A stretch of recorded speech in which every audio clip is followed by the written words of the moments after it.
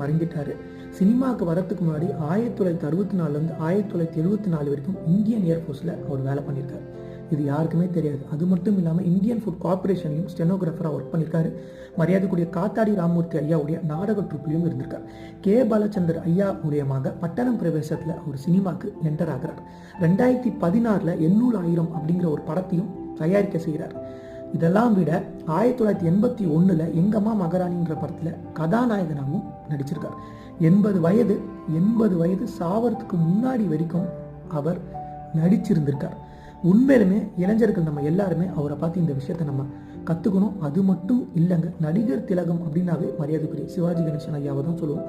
குணச்சித்திர கதாபாத்திரத்தில் ஒரு நடிகர் திலகம் அப்படின்னா அது கண்டிப்பாக டெல்லி கணேஷ் ஐயா அவர்கள் தான். அவருடைய ஆத்மா சாந்தி அடையணும்னு நான் வேண்டிக்கிறேன். நன்றி.